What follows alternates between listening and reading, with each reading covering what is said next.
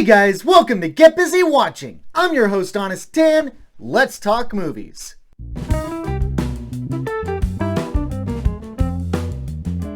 Welcome to my rapid fire. Let's hit it.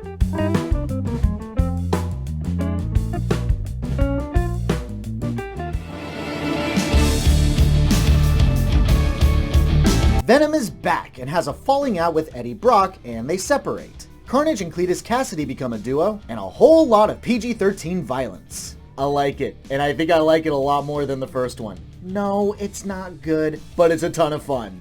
I appreciate that it sidelines a ton of tropes that I half expected to be in this. Saving Carnage for the final act, keeping him in silhouette form, stuff like that, but we actually get a lot of them. The humor got some decent chuckles out of me, and Harrelson is always entertaining. Sure, Michelle Williams is still useless. I feel like an R rating would have helped this movie a lot. And there's nothing especially clever or groundbreaking, but it's mostly a different kind of superhero flick that's just fun.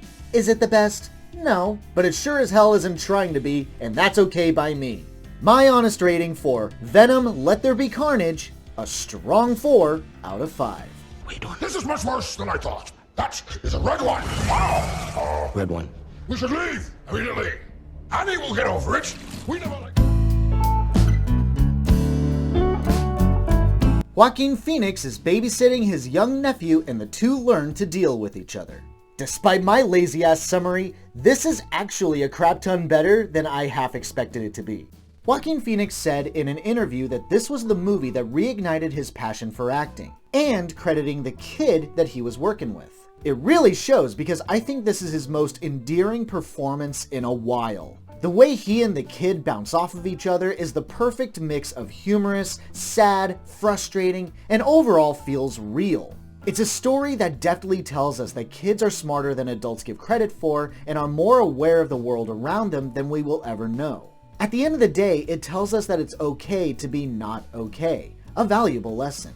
If you get the chance to see this in theaters, I highly recommend you do so.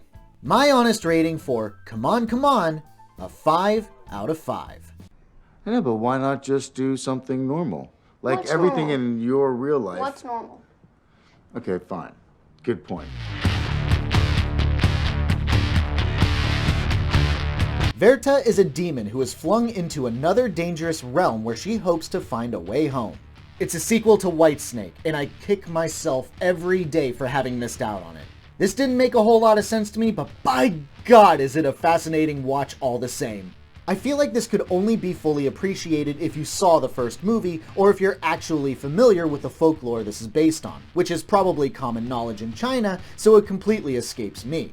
Character motivations don't always make sense, Verta's development is all over the place, missed opportunities in terms of story beats, and the ending is frustrating. But the animation is gorgeous, imaginative, the action is sharp and fast-paced, it's quite the spectacle. Light Chaser animation has never let me down. See the first one, wherever you can find it, and then watch this one on Netflix. My honest rating for Whitesnake 2: Green Snake, a 4 out of 5. 不管这修罗城什么样，我都要逃出去。我要去救我姐姐。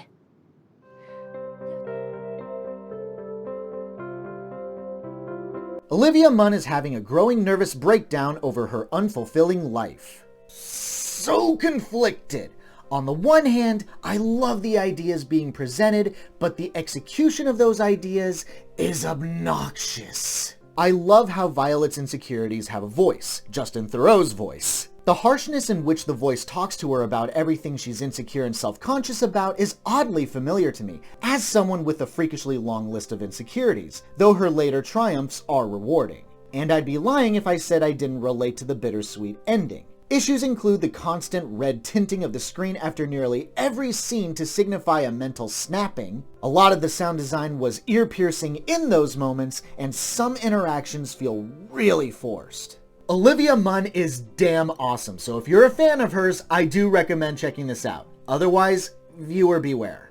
My honest rating for Violet, a strong 3 out of 5. The less opportunities I give them to label me a bitch, the better.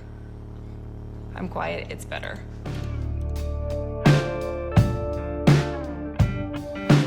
Based on true-ish events, a musical biopic of famed musical playwright Jonathan Larson. Was not expecting this to be that good, but here we are. So much fun, prepare for tears, but so great. This is the debut of both Lin-Manuel Miranda as a director and Andrew Garfield as a singer, who had no experience before this. Training for a year for the role, and I gotta say, he's pretty damn good. The musical numbers are incredible. The song Therapy stands out as my favorite, in addition to the emotional climax of Why, where Garfield almost brought me to tears. I love the chemistry between the actors, the character development, and natural feel of the drama. Closest thing to a negative I have is Vanessa Hudgens being in it, but she's got a very bit role, so it balances out. Highest endorsement. If you've got Netflix, check this out. My honest rating for Tick Tick Boom, a 5 out of 5. Actually, because I know you. I'm not mad that you got mad when I got mad when you said I should go drive dead.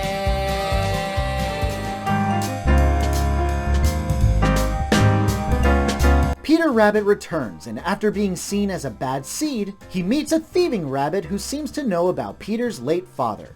I hated the first one, I sure as hell hate this one. Please leave Beatrix Potter's books alone. No amount of self-aware fourth wall-breaking jokes about monetizing and butchering a beloved IP just to make a ton of money will ever be funny, especially when that's all this movie really does. Once again, James Corden annoys the ever-loving crap out of me, none of the jokes land, and what few that made me laugh were so bad that laughing was the least painful reaction. Repeated jokes that were never funny to begin with, some painful CGI, and a terrible message for kids. I want the last 90 minutes of my life back. I would rather watch lesbian vampire killers. My honest rating for Peter Rabbit 2: The Runaway, a 1 out of 5.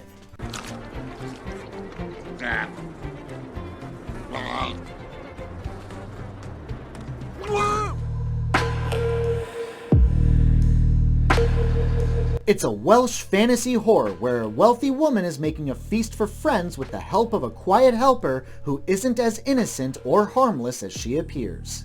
I have no idea what I just watched, but I would be lying if I said that it wasn't satisfyingly weird and fucked up.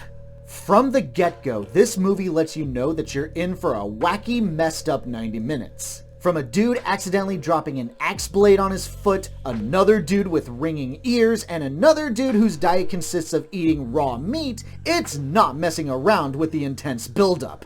The execution doesn't make a lick of sense, allusions to a drilling project and an ancient legend, but by the end of it, my eyes were glued to the screen and I wanted to see what would happen.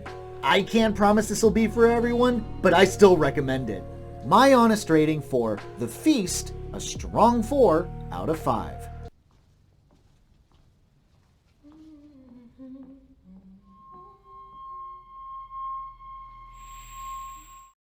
Thanks so much for watching, you guys. I really appreciate it. Have a great day. Stay safe and healthy out there. Hope to see you soon.